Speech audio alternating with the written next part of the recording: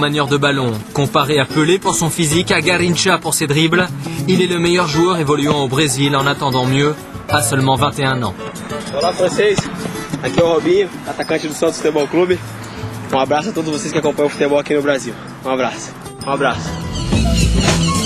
Santos est pour l'éternité la ville du roi Pelé. Mais aujourd'hui, les habitants vibrent au rythme des dribbles d'un petit prince.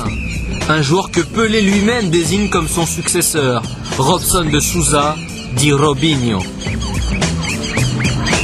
Dans les vestiaires, le souvenir du roi est inaltérable. Pelé a conservé son casier. Sur sa gauche, il couvre du regard celui qu'il suit depuis ses débuts.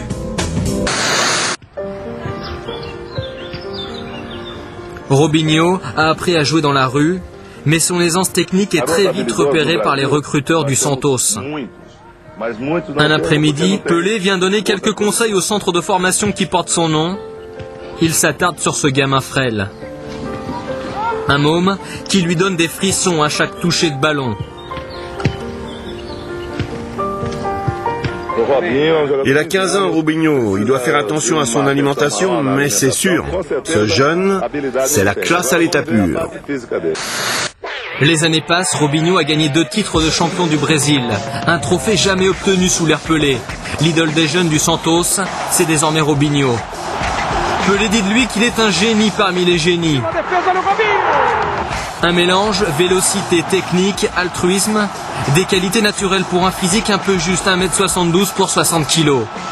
Un certain manque de puissance, mais un tempérament qui rend fou les défenseurs du championnat brésilien.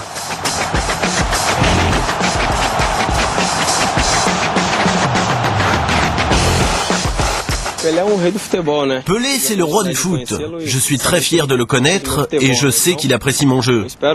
J'espère continuer à bien jouer. J'ai encore beaucoup de choses à améliorer, à apprendre. Je suis un gamin, j'ai seulement 21 ans. J'espère marcher sur les pas du roi Pelé, connaître sa réussite ici à Santos et avec la sélection brésilienne.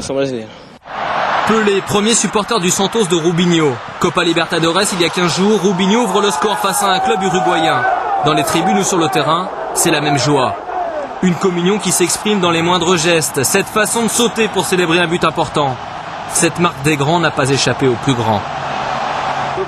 Bien sûr, j'ai vu son geste, c'est super, ça lui portera bonheur. Un porte-bonheur amené à partir loin du Brésil. Les sirènes de l'Europe se font pressantes. L'Espagne va-t-elle découvrir Robinho ? Il n'y a rien de fait avec le Real Madrid. C'est un club mythique, mais mon esprit est 100% à Santos. Moi, je ne pense qu'à une chose, le championnat de l'État de Sao Paulo et la Copa Libertadores. Pour le quotidien madrilène AS, Robinho sera au Real Madrid en juin. Photo à l'appui, les agents du joueur ont déjà rencontré Florentino Pérez. Coût du transfert, entre 20 et 30 millions d'euros. La réussite nourrit tous les espoirs, elle déchaîne aussi les convoitises, surtout au Brésil.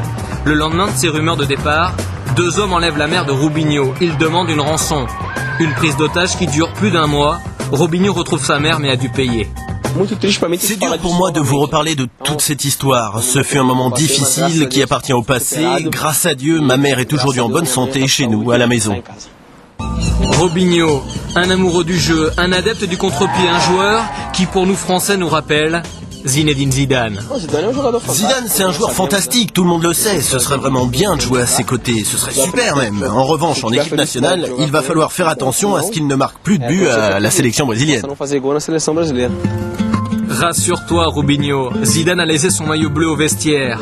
Au Real, en revanche, il continue et si tu le rejoins, tu pourras en discuter avec lui autour d'une bonne paella. Alors, Robinho pour faire oublier